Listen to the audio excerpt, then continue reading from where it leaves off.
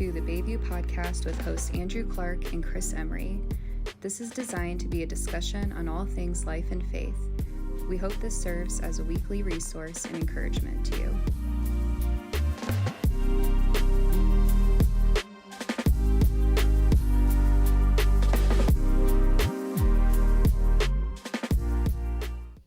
What's going on, everybody? Welcome to another episode of the Bayview Podcast. I'm one of your hosts, Andrew, joined as always by Mr. Chris Emery. How are you? Good morning. I'm good. Good to see you, man. How are you? Yeah.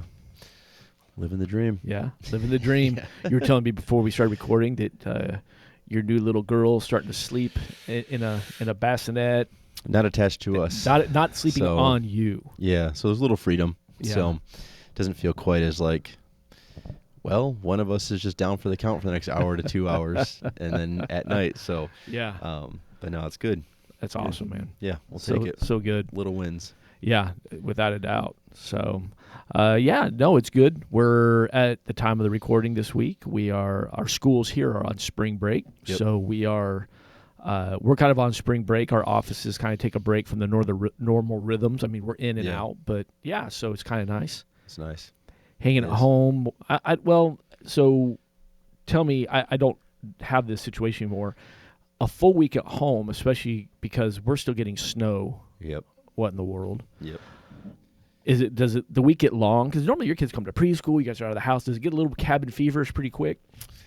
A little bit, mostly because I think we have a newborn. Yeah. I think if, like, we were talking about that, like, it is what it is. We love it. But it's like if we didn't have a 2-month-old, it would be a little bit of like a little easier just to get out and about and do stuff. But it's good, though. Like, we do live a pretty go schedule. Mm-hmm. And so it's nice to every once in a while just, like, slow and be like, all right, let's just spend some actual quality time. And luckily March Madness was happening, and that was really fun to sit with my son and watch that. And he's super intrigued by basketball right now. And so there's like some of that little stuff that's just like fun, and we'll get creative of getting out of the house, but it's good. Yeah, the snow doesn't help, but the snow is a little bit of a gut punch. Yeah. You know, we have sunshine, snow goes away, and you wake up the next morning, it's back, and yeah, a little bit. Yeah, I found myself yesterday, that first day of spring break, where I knew we didn't really have any place to be, anything I had to do. It takes me a day just to stop feeling guilty or like, okay, what am I forgetting? Like, just shut it down for a day, a couple of days. It's all right, you know. And I feel that. Yeah, so started doing that, so it was good. Yeah. No, it's been good. We're part of our series, this wilderness series, we'll talk about rest and Sabbath, and so I'm just kind of preparing and walking through that, and it's just like, okay, like here's a good portion of it, and it's hard. The world wants us to be busy, and life feels full when it's go, and it's like, but that's not always a healthy rhythm. And so learning to bring at all. Rest and peace into it is it's a good thing. It is a good thing, and we'll talk about that on next week's podcast a lot, because there is this cultural expectation that rest is bad, downtime is bad, even in church culture. Yeah. And there's a huge misconception there that is biblical. Yeah. About rest and Sabbath and why it's important for us. Yeah. And I mean, again, we just, even what you talked about this Sunday, talking about perspective, it's like we have this perspective that if you're not busy, you're not doing anything. And it's just like, no, that's not how this works. And rest shouldn't be just viewed as a vacation, but an actual like thing that is necessary for your week, like in general. And so it'll be good. I'm excited about that. But I was excited about your message this week of how we see the wilderness, which I think is a really, really important thing too, because I think you mentioned the idea that God will lead us to it. And sometimes our perspective really does shape just the whole, it can really make or break how we actually experience the wilderness. I think it has everything to do with it. I think so much of our faith journey is perspective. Yep.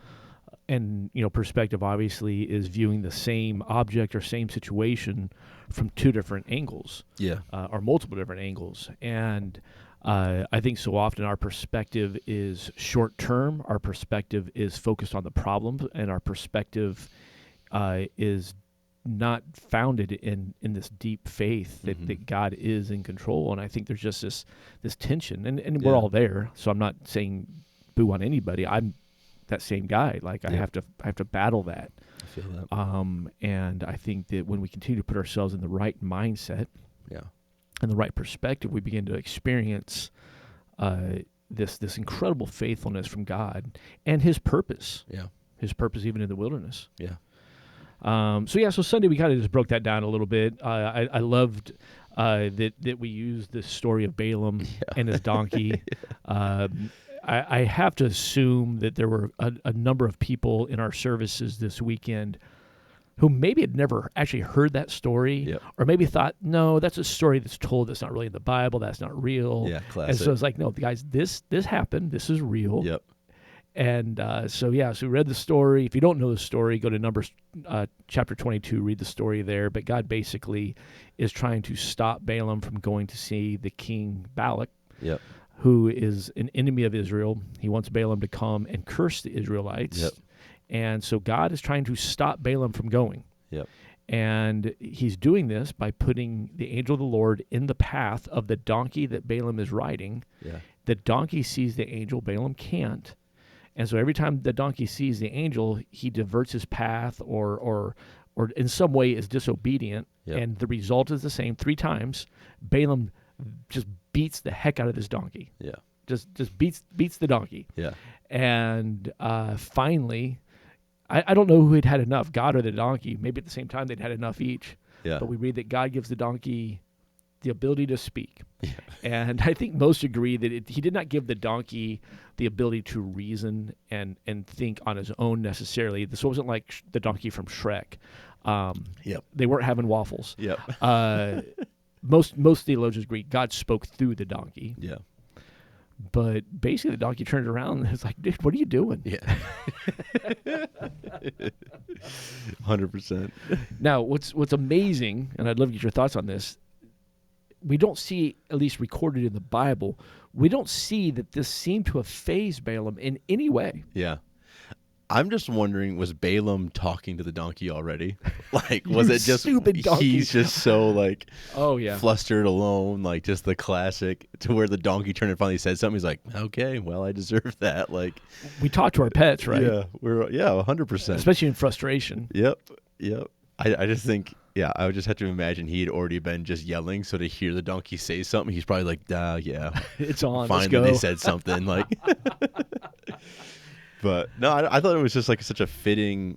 It's a fun story. It's in the sense of, for me, that story is like, that's in the Bible. Yeah, like you said, like that's a cool story. But I think you did so well about it. Just lends our perspective of like he was so, focused on, I got to do this. I got to get here. Yeah, that in some ways God had to get dramatic and even that didn't hardly faze him. He was so focused. His perspective was so much on the disobedience of the donkey interrupting his journey. Yep. It doesn't seem he was even fazed that this donkey just talked to me. Yeah, 100%. It was crazy. And of course, by the end, it's kind of a cool wrap up because then he ultimately recognizes it's God. Yeah. And it says he falls on his face, and there's this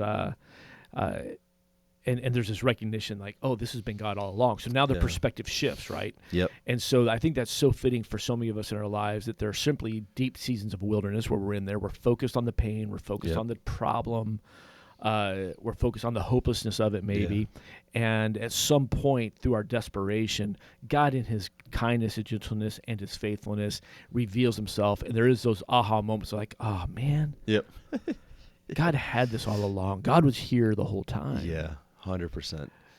Yeah. But I think for all of us, like, well, how do we shift our perspective where God doesn't have to use a donkey every time? Yeah. There's a pastor a couple years ago, I was saying about this, who he was talking about perspective, and he's like, if I was to sit down and have seen the last 10 years of my life before they happened, I would have been like, forget this. Totally. Like, no way. And I'm like, yep, right there with you.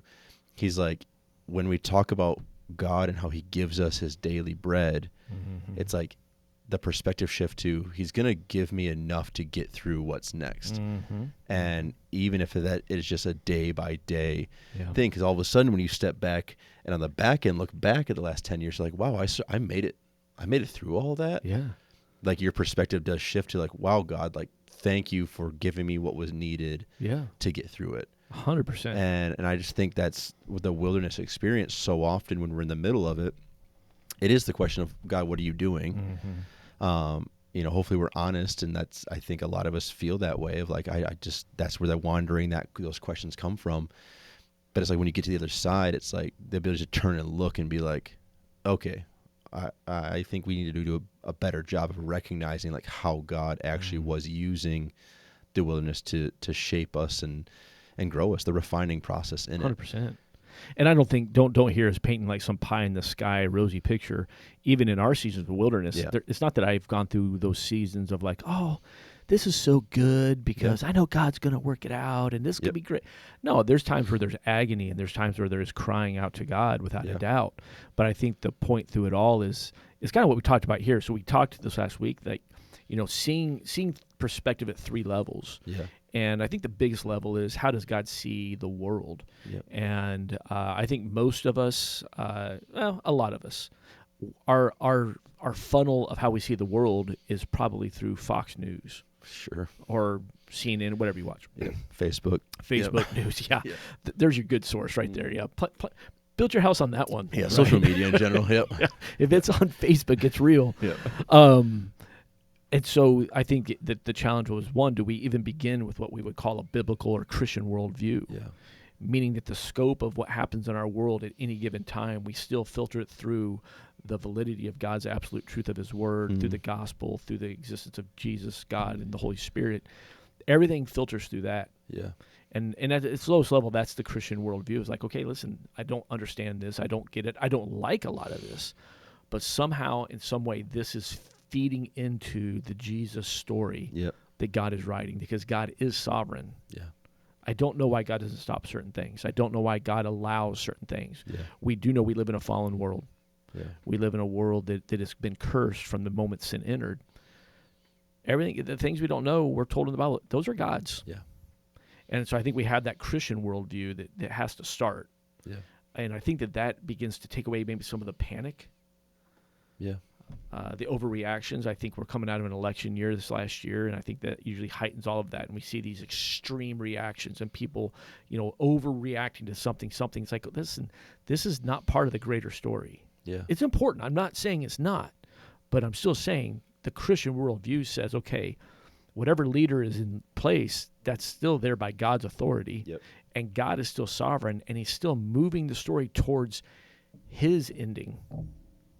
And I think, last fall we were going through the book of Revelation. I think that was really good for all of us to be reminded, like, oh, this is how the story ends. Yeah. This is what it's building towards. And that's that Christian worldview. Yeah. God's got it. And it's like, I think that idea of the classic, like, what would Jesus do? What did Jesus do? Like, all those sayings and all that thought process, like, that plays into that Christian worldview of, like, are you funneling through the lens of Jesus? Yeah. Yeah. I talk about, I was just talking to a friend about, like, a counselor I see.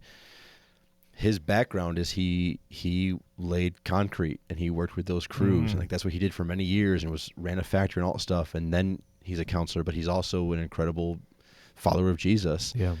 And his ability to be real and just tell it me like it is, but it's all funneled through Jesus and Jesus' perspective and the biblical perspective. And it's like, that's such like for me, it's been a huge help, right? Yeah.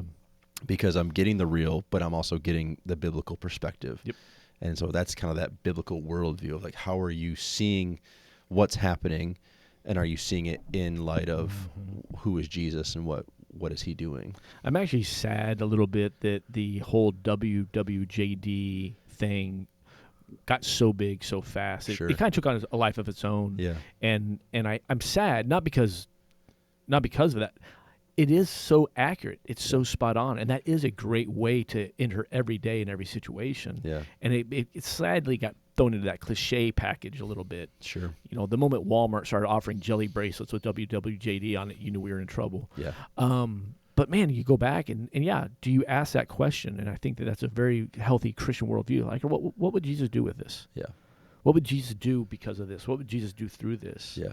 And I think that's a super good perspective. Yep. So, Yeah. So then we zeroed in. So that's how he sees the world.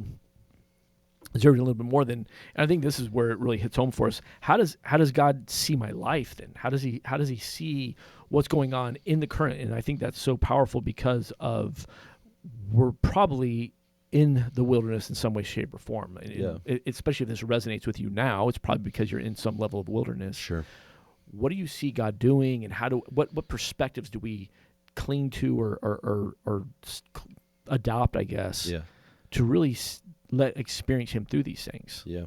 I think you kind of spun it towards our obedience, right? And that idea of how are we being, you use the John 9:6 and the spitting in the mud, like that all started with the guy's obedience first. Yeah.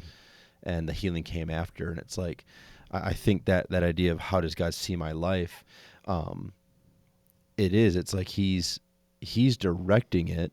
Mm-hmm. Am I trusting that he has a plan for it? Mm-hmm. Okay, so then I just need to be obedient to what he's called me to do next. Yep. And I think that's the shift in perspective. And I think we said Sunday, it's changing my perspective from not why, but what. Mm-hmm. So instead of spending so much time asking God, why is this happening? Why aren't you doing this? Why? Yeah. And we all have that natural desire to want to know why, but we're never given a promise we will know why. Yeah. Rather than that, how about what? What are you asking of me? What are you trying to show me in this wilderness? And I think that story in John 9 is so good because the disciples and Jesus are walking along the road. They see a man who'd been blind since birth, and the disciples go right to the why. Yeah. Why is this man blind, Jesus? Is it because his mom and dad were sinners? Is this a curse? Like, they're going to the why. Yep. And Jesus is like, wait a second, I'm going to show you the what. Yeah. And the what is what is going to happen here that's going to, one, give glory to God. Yep. And he does. He spits on the ground, makes a little bit of mud, puts it on the blind man's eyes, but he is not healed right there. He's healed only after he goes and washes his face in the pool of Siloam. Yep. I think is how you say it properly. I don't know. Mm-hmm. I skipped Greek class a lot in college.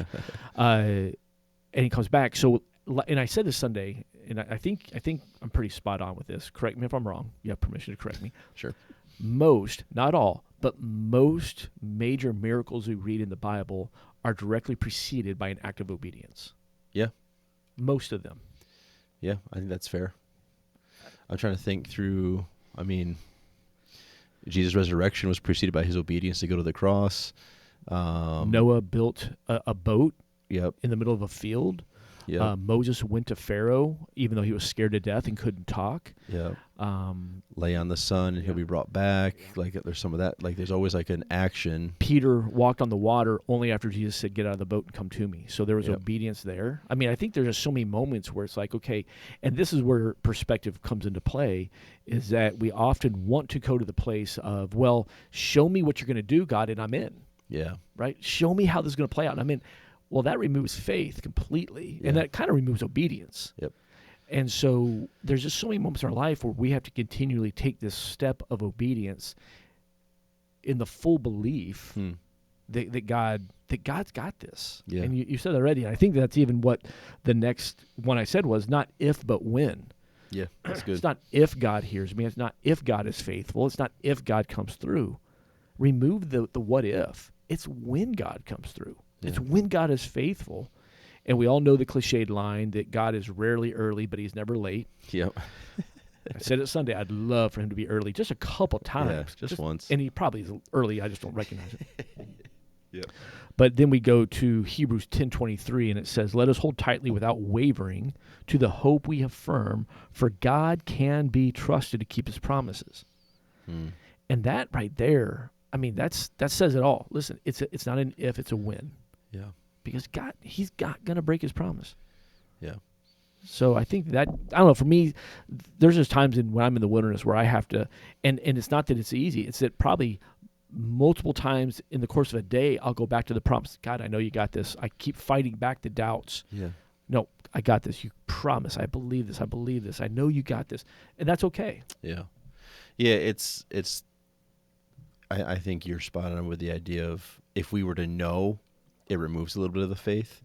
It'd make it a lot easier in our own perspective, but it would be maybe. But I think you were talking about this before we went live. Yeah. Like if God were to sit down and give us the next 10 years of our life out in front of us, Yeah.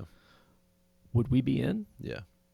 Well, even the next 5 years. No, even the next 5 days. Yeah, it's like Exactly. so I think that's what I'm saying. It's like it kind of removes some of the the actual faith walk that we're on of just trusting, which is I think is another word of faith, of just trusting that exactly what you're saying. God's got it, and I think our perspective, if it's totally focused on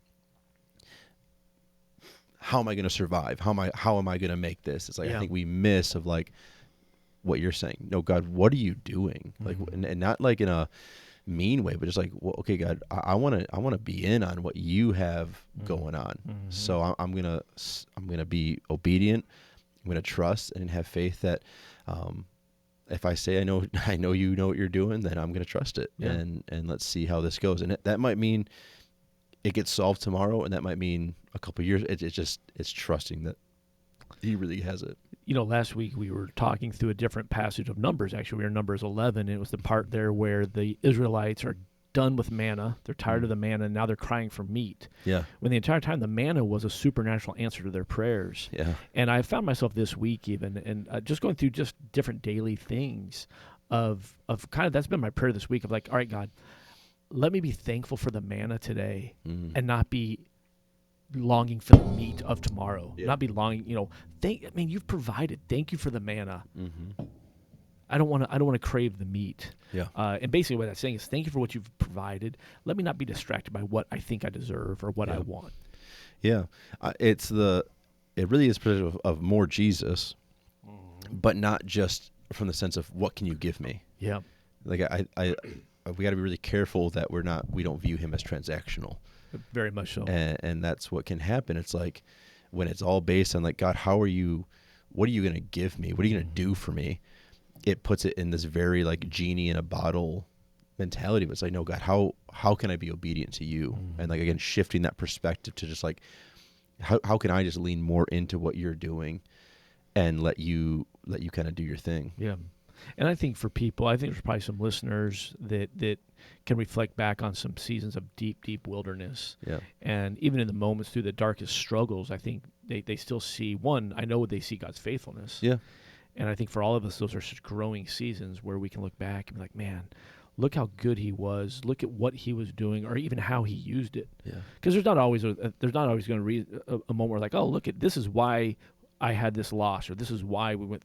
There may not be that, but there is going to be like, oh, look at what he did through that in me, and look at how he used it to for others. And I think there's so much of the what that we can cling to, and stay out of the weeds of the why. Yeah. We're really demanding at times, and I'm guilty of this, demanding for God to explain himself. Yeah. Right? I yeah, mean, we play like judge with we him. certainly do. We throw or him on boss, the or stand. parent, explain yourself. Yeah. We do that to our kids. Like, now why would you do that? And God owes us nothing. Yeah, that's good. God does not owe us an explanation. Yeah. He has loved us without explanation. He's forgiven us without explanation. Like, we can't explain it.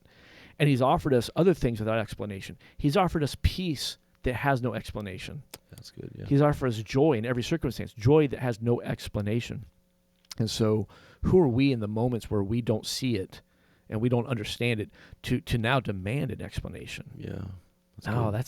It's so good. God's given it to us. Yeah. He's poured everything we need, and that's the manna. Yeah. Instead of the meat. And I think for perspective, I'm still there. I'm right there with everybody. Listen, I'm not perfect in this area. Yeah. There's just times where like, okay, God, I need to stop and just be like, okay, thank you. Yeah. It's like a heart check. Big time. Like check yourself for a minute. It's a perspective heart check all day long. Yeah. And then I think it also sends us into, once we do that, then we can begin to really understand this more of this eternal mindset. Yep. And I think that's a big place. We have a Christian worldview on one end. On the other end, we have this eternal mindset that God's agenda for our lives extends far beyond the 80 years we have on this earth. Like our lives, we say it, right? We say the next life. We say forever in heaven. We say it. We believe it. Sure. But do we live it? Do we live with this eternal mindset? Yeah. And I think when we adopt that, it changes the wilderness path as well, because I begin to recognize that in the moments of wilderness and suffering and trials, that it's not always meant for God to fix it. Yeah. There are times he does, and I think back of that story of John 9 with the blind man. The blindness and the healing and the giving of sight was done for the purpose of pointing glory to God, pointing people to Jesus. Yeah. That is always his number one agenda. 100%. To use the ups and downs of my life, to use the ups and downs in your life, the things that you created and the things you didn't. Yep. Because they're equal. Well, I don't. In my life, they're not equal. I created a lot more wilderness than God sent me into, I'm sure. Yeah. Yep. But to use the ups and downs, to use whatever he has to use in order for there to be that moment at the end when he welcomes me into eternity. That's his agenda. That's his goal. Yeah, that's good. And I think that's the eternal mindset that we have to live with. Yeah. I always look at it from, again, if we go back to the obedience, the trust, the faith, kind of like this line that we've been on. It's like, am I good with what God's doing, even if I don't agree with the outcome, but full well trusting that it's for the betterment of my good, my family's good, all in all. And the ultimate outcome. And then ultimately, like, okay, so if in the end, like, if my heart is in this place of like really having faith in him, then either way, whatever outcome in this present situation, it's like my hopes in eternity anyways. Yeah. So it really helps shape now of like, well, that's not how I was hoping God would answer it, but I'm going to trust that in the end, I'm going to be with him anyways. And so this is a fleeting moment. Right. And so, because we all know people in our lives that, man, it seems like they live nothing but a life of getting kicked down. Yeah. And it's like, God, why aren't you doing something in their life? He is. Yeah. For whatever reason, the only reason he knows, he's using these moments. Yep. And I was thinking of back when I was a kid and we would do these big cross-country family vacations. And I was the classic car sick kid. Like, I would get car sick in a heartbeat. And I've thrown up in many a coffee can and Ziploc baggie in my day. And I always dreaded it. I knew that was going to happen, especially when we go through the mountains. Sure. And there was always this time when we'd be coming back across, and I knew we had to drive through the Rocky Mountains, which are beautiful and awesome, but as a kid getting car sick, it is the worst thing to see those coming at you. So many times I remember being in the car, I'm in the front seat, because back then we didn't have car seats and we could do that. Sure. My mom always had this trick where she said, let's put a map on your tummy. And so I don't know why. Like, she get a map out of the glove box, put it right under my shirt, right on my tummy. Maybe the coolness of the paper, I don't know. Maybe it's all just psyching me out, thinking like, I'm better, I have a map on my stomach. She's just thinking, why do I got this map on my tummy? Or it was like black magic, mom. No, anyway, no, it wasn't. And so I do remember so many times thinking like, oh, good, I see the peak of this mountain, right? Yeah. Like, oh, we're going to be done. It's almost over. And every time you get to that top, and what's on the other side of it? Mountains as far as you can see.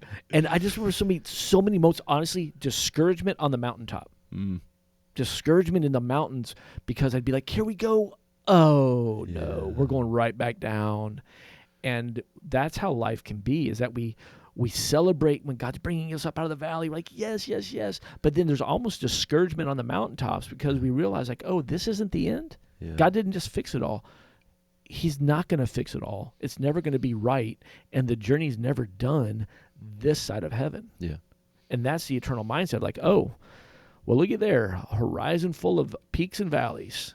Yeah, that's Here good. we go, let's go. That's good. And I think that has been something for me. I've had to continue to remind myself of, like, listen, celebrate the mountaintops. Yeah. Don't let the mountaintops be discouragement just because you see that there's other valleys and mountaintops in the horizon. Yeah.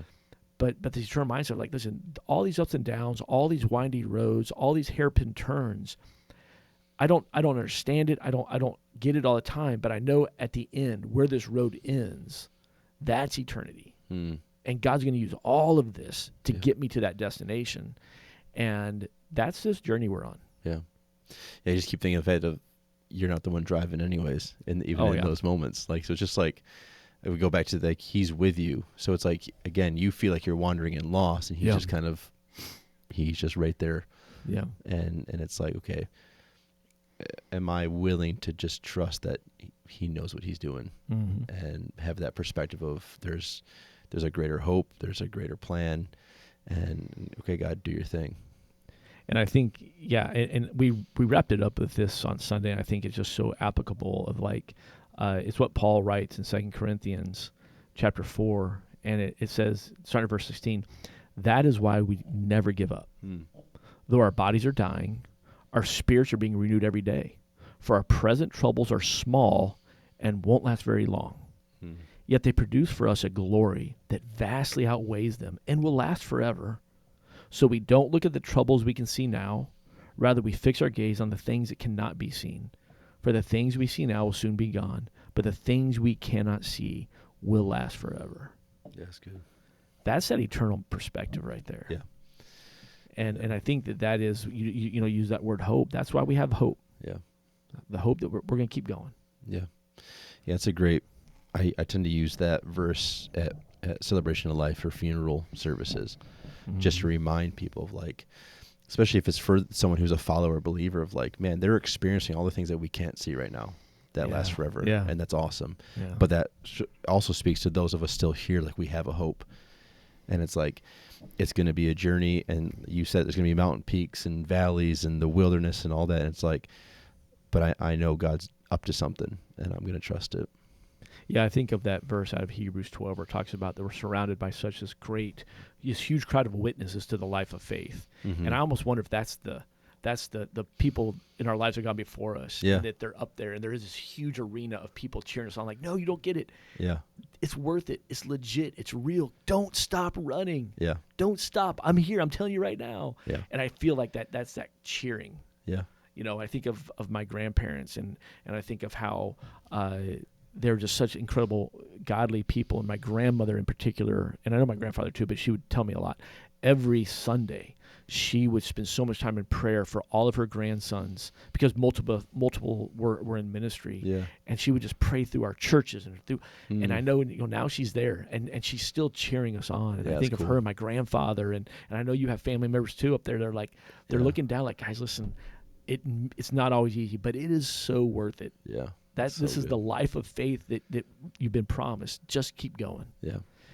And I hope that's kind of what we can all cling to, even in the darkest days. Because I know some of us listening right now, I know some of our listeners are not, they're not in the best of days. Yeah. And there probably is a feeling of hopelessness at times. Maybe there's a feeling of giving up. I don't know. Giving up at least on Jesus. Yeah. Just don't. Yeah. Don't put the wrong expectations. Don't have the wrong perspective. Trust him. Yeah. Trust him that he there's a purpose behind. You may not know what it is. Quit asking why. Start looking at what. Don't think if, think when. Yeah, that's good. And I think I said it on Sunday. Don't live with a maybe. Like, maybe I'll follow him. No, do full throttle yes. Just run the race. Yeah. And trust him. Yeah. That's good. Because at the end, it's something pretty awesome. 100%. So, good. Well, hey, thank you so much for being with us. If you missed any of these messages on the wilderness, certainly go back to babychurch.net. You can catch all of our past messages, past series. Whatever platform you're listening on right now, hit like or subscribe. That way you never miss an episode. And we're on all the major platforms. And we're here each and every week. So until next Wednesday, this is Andrew. It's Chris. We are out of here, and we'll see you next time around.